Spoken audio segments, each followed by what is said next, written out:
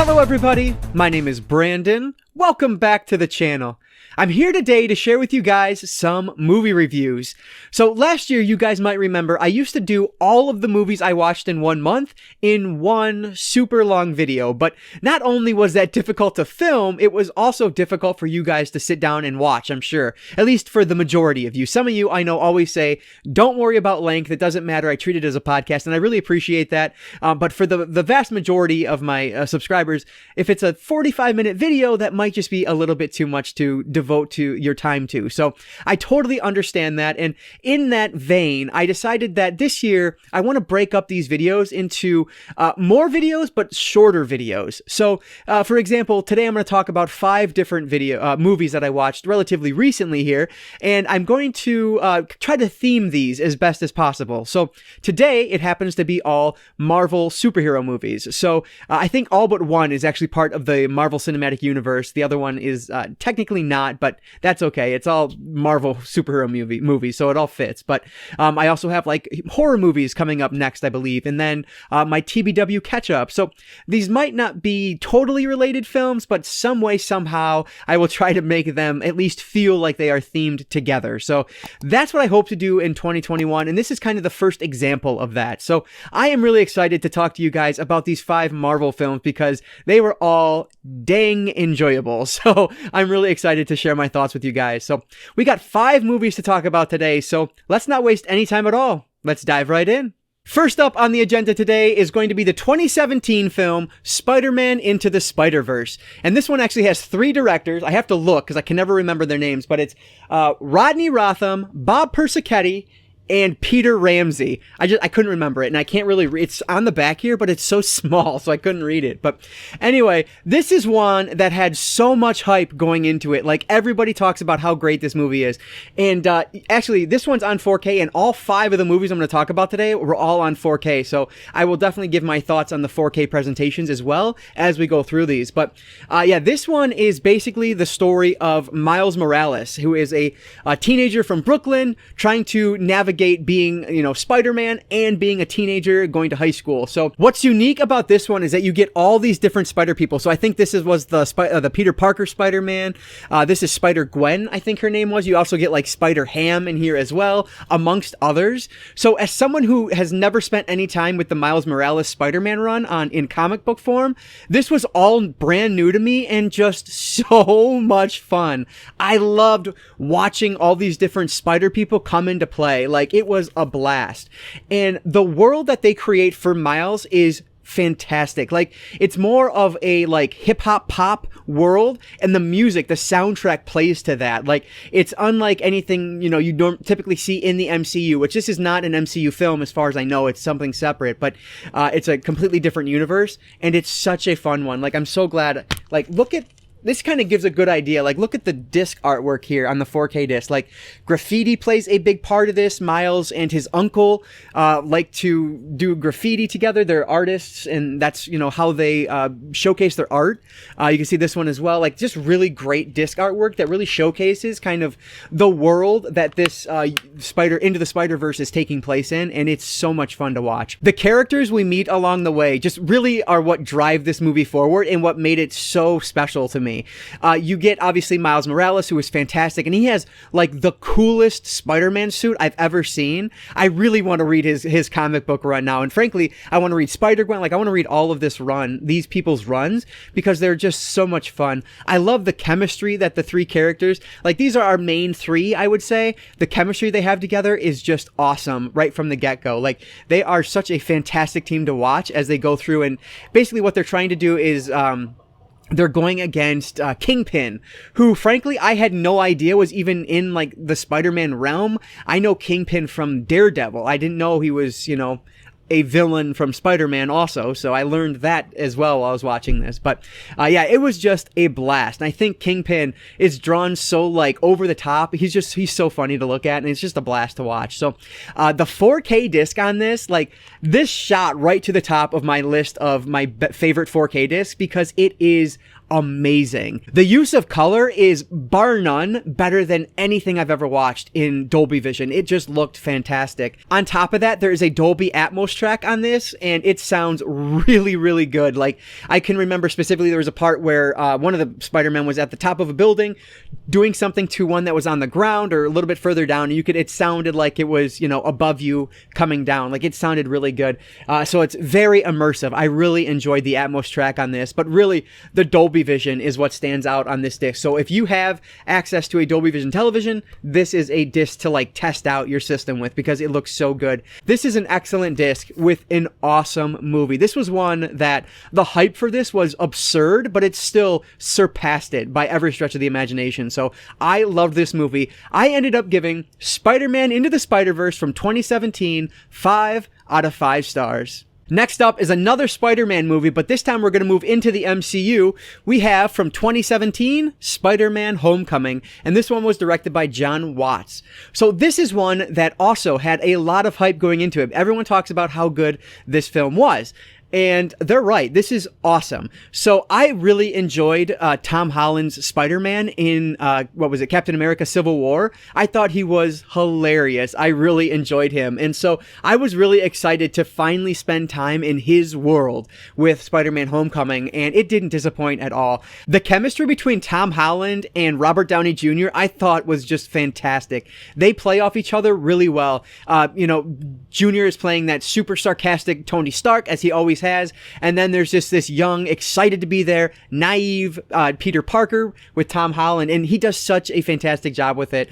Not only that, but we also have Marissa Tomei as Aunt May, which was just fantastic. Like, who doesn't love Marissa Tomei? I think she was so good in this. It's such a unique Aunt May, but I think it works really well here, and I love the kind of flirtatious relationship between Tony Stark and Marissa Tomei. So I really enjoyed the characters in this one. So we also have Michael Keaton in here, and he's playing the villain. He's playing Vulture, who I never heard of going into this movie. And I'll be honest, if there's a weak point to this movie, it's that character, not Michael Keaton. I think Michael Keaton is fantastic, but Vulture himself is a little, I guess he's just not very memorable as a villain.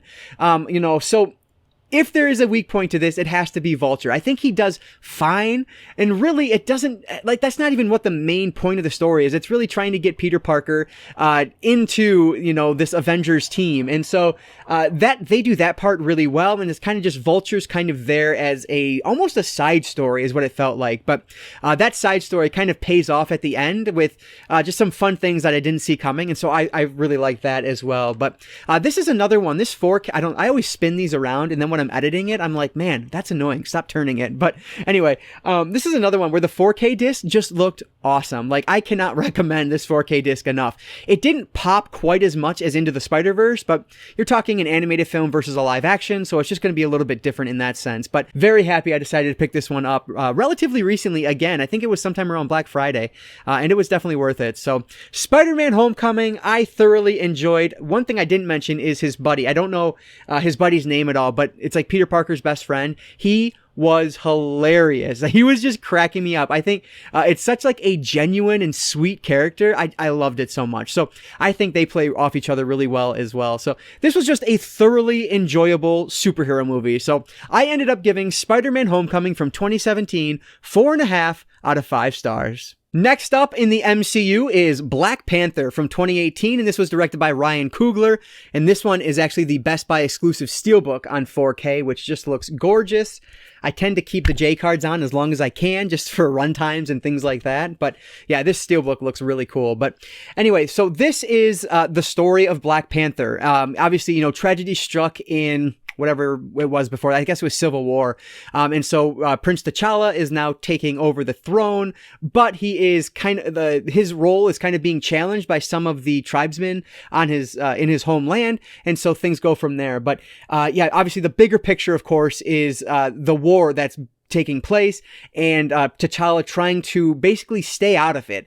The world that they live in is so technologically advanced that really they could do they could push a button and kind of end things, but they decide to take a hands-off approach, and then it's the question of, is that the right way to do this or not? So, of course, I'm talking about Wakanda. The name escaped me for a second, but yeah. So this was so bittersweet, just because obviously I watched this after Chadwick Boseman has already passed away, but he was magnificent in this role, and just his work here, it's so important because it helped bring so much representation in the superhero genre to those that don't normally get represented quite as much. So it was fantastic to see that here, and his supporting cast is just as fantastic. You have his basically his love interest, who is the main actress from Us. She's brilliant. You have Daniel Kaluuya, I believe how you say that, from Get Out, who is just a fantastic actor. Michael B. Jordan, who's brilliant. He is the villain here, and he is so vile and just wonderful. He is ripped. He just looks like someone who could just knock you out in a heartbeat. It works so well. And then you have his little sister, the Prince T'Challa's little sister, and she is basically the brains behind the entire operation. She's what makes things tick on Wakanda, and she is just brilliant and played so well in this film. So obviously the next Black Panther is going to follow, I'm guessing, probably his love interest, his girlfriend, and his little sister, because they did wonderfully in this, and so I feel like they can really carry this franchise forward as the Black Panther story continues. But so this one was another one, like I've said with the last two films, I don't think you get any more hype than you have for Black Panther. And so coming into this, over 2 years after it came out, obviously it had a lot of expectations, a lot to live up to, but it definitely lived up to that. Again, just the cultural importance of this film should not be overlooked. That is awesome. I love just seeing all those YouTube videos and the little kids just feeling like they've been seen for the first time in superhero movies. It's fantastic. So you can't take that away from this film at all. But on top of that, watching as the film progresses, and you can just see all the technology in Wakanda, and it is so much fun to watch. But as the other Avengers start entering this world and some of the costumes they take on and the events that play out, it's just so much fun. I love the fight sequences between Prince T'Challa and some of the people that are kind of trying to take claim of the throne. They are just so well choreographed. It looks fantastic. This is another 4K disc that kind of blew me away. Again, I think Into the Spider-Verse is kind of the top on this whole chart here, but from all these films, but this one still looks amazing in 4K. So I cannot recommend this movie enough. Obviously, I don't have to tell you that. You've probably seen this multiple times by now, but this was a world that I was so enthralled by as I was watching this movie, and I just didn't want it to end. This one flew by for me, and I absolutely love this one. This is another one I ended up giving Black Panther from 2018 5 out of 5 stars. If you don't like high ratings, then you're not going to like this video, but Black Panther definitely earned it. It's a fantastic film. So later that same year in 2018, we got our next Avengers film, and this one was Avengers Infinity War. And this is directed by Anthony and Joe Russo. So this was one that I didn't really know too much about going into it. To me, I always felt like Infinity War was kind of overlooked. Everyone always talks about Endgame, but I don't hear a lot of talk about Infinity War. And that might just be me. I may be completely wrong on that, but I feel like Infinity War gets overlooked a bit. So this one I was looking forward to. I've always been a huge fan of the Avengers movies. I think that the team-ups are just so much fun. Even the one prior to this, Age of Ultron, I know everyone, that's kind of the black sheep of the series, and people don't tend to like that one. I remember having a blast with it because I love the humor in these movies, and that again is at play here. I think these movies are so much fun because they're so funny, and I know that's not everyone's cup of tea, and I totally understand that. And at the same time, I love the DC extended universe because it's so dark, and I love that too. So I don't know, I just love superhero movies, I guess. But so this one I was kind of blown away by because of the fact that I didn't have as high expectations because I feel like so few people talk about it. But basically this is the Avengers versus Thanos, and it feels like a part 1 of a part 2 because the ending to this movie, Oh my God. I was just blown away by this ending. Like, I did not see it coming at all. And I'm so happy that it went there because I was just, oh, it was so cool. I didn't expect it at all. And then when it happens, it's just like, oh my gosh, that was crazy. So I'm really looking forward to wrapping up kind of the Avengers movies so far, at least, with Endgame. But of course, we have to watch a couple in between there. I think we still have Captain Marvel and then the next Spider-Man movie to catch up with. But yeah, it's coming soon, so I'm really looking forward to that. But anyway, this one, again, the humor is what really drives the Avengers films for me, and that was present here. I love these characters so much by this point. They've not gotten stale. I know a lot of people have such a negative view on superhero movies and, you know, MCU in particular, because they feel stale to them. But to me, I love these. Like, I can't get enough.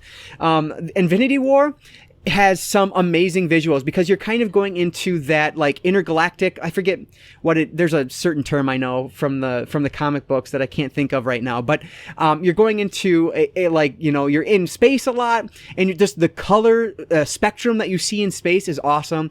The moments in this were fantastic. Like the moments with Thor I thought were just awesome. Him trying to, you know, get his hammer back, and I don't know, it's just, they're so much fun. It's just so cool to watch. I really liked getting more of Doctor Strange because out of the MCU, that one is one of the more forgettable films to me, Doctor Strange. But watching him in here, I think he did a really good job. He was really funny, and he really would just fit in with the rest of the characters, which I thought was really cool. But I don't know, this one to me just kind of upped the ante a lot more than I expected it to. So I have really high expectations for Endgame now to see if it can live up to kind of the setup that was Infinity War. So really looking forward to continuing on in this series with what happens with Endgame. So Avengers Infinity War, I loved. I ended up giving this one 5 out of 5 stars. I also forgot to mention with this one, the 4K disc itself, another one that looks fantastic. I probably don't have to say that because they all look amazing, but the sound design on this was just awesome. My house was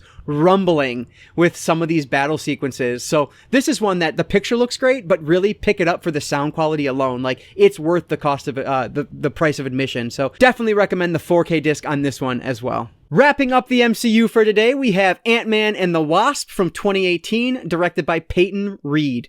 So this one has this incredible slipcover there, you guys can see. Like, that's awesome. I'm gonna be honest, that's the main reason I decided to purchase this, is because of this incredible slipcover, and I feel no shame. So it is what it is. But this one is basically, Ant-Man kind of feels like a B-tier Marvel Cinematic Universe set of films, and that's okay. Like, there is definitely room for a B-tier. I think Doctor Strange falls into the B-tier as well, but these movies are still enjoyable, and I think this one is definitely one of the more enjoyable ones because of the humor. Again, I am a sucker if it can make me laugh, I usually like it, and that's what happened here. So Ant-Man and the Wasp, we have Evangeline Lilly playing Wasp, and she's awesome in her role as well. Paul Rudd as Ant-Man, I think, is just hysterical. He does such a good job with this. I love his relationship that he has with his daughter. It's not nearly played up as much here as it is in the first movie, but it's still there. Not only with his daughter, but with his ex-wife and his ex-wife's new husband. Like, I love that group. I think they are so funny and so heartwarming. Like, it's so cool. And then you have Michael Douglas playing Evangeline Lilly's father. Again, obviously he was in the original as well, but they do such a good job. Michelle Pfeiffer is in this as the mother. I don't know. It's just a really good cast. Michael Pena also is in this, and he is so funny. I love, so basically Michael Pena's character and his couple of his friends try to start a new business, and it's not going real well. Like, it's just a mess, but it is so funny. I love the chemistry that all of these characters have together. They are just, the comedic timing is spot on, and I am laughing from basically start to finish with this. Like, I really enjoyed that aspect of it. So I didn't talk about the synopsis here, but basically Scott Lang, Ant-Man, is on house arrest from the events of, I guess it would have been the events from Civil War, and he's like days away from being done, but then he gets sucked into this new adventure with Wasp, and so things kind of pick up from there. The biggest negative with this one is that the bad guys aren't really all that bad. I think there's like really 3 antagonists here, and 2 of them aren't even bad guys. They just kind of have their own agenda. While the third one, who is, I guess would be Ghost, like, again, she's not a bad person necessarily, just trying to help herself rather than helping others. But I think her character is really well done. Like, the effects on it look really cool. There's like an invisibility thing going on there that works really well. I think like the character's cool. It's just not that big of a baddie. None of these characters really felt like they were a big threat to Ant-Man and Wasp, which I think is a little bit disappointing because, you know, it should be a matter of how are they going to survive against this giant, you know, not necessarily in size, but just this mammoth force. How will they survive? And that's not really what's at play here. So that part was a little bit disappointing, but again, it's still so much fun. Like, look at, you get Kaiju Ant-Man at the end, and like, it's a blast to watch. So while this one is definitely on the lesser end of the MCU, like I said, it's B tier MCU, it's still a lot of fun. I love Paul Rudd in this role, and his friends around him are just equally as funny. Like, it's a good time, and that's good enough for me. So I ended up giving Ant-Man and the Wasp from 2018 4 out of 5 stars. Alright, so that is going to do it for my movie reviews for today. I hope you guys enjoyed me talking about some of these Marvel films.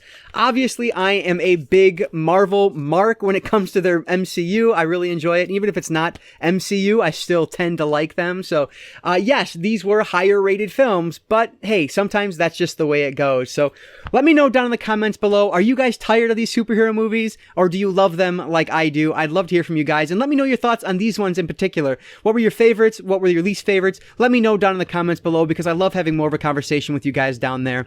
As always, if you guys did enjoy this video, please consider subscribing to Cinefessions here on YouTube. And if not, well, thanks for watching this one. I really do appreciate that. And like I always say, I don't just talk movies, I talk all things media, be it books, movies, comic books, video games. If it's media related, I'm interested in it. And if you are too, you might consider subscribing. Alright guys, so that's going to do it for today. I just want to say thank you all so much for watching, and I want to encourage you to consume some media today. I'll catch you next time.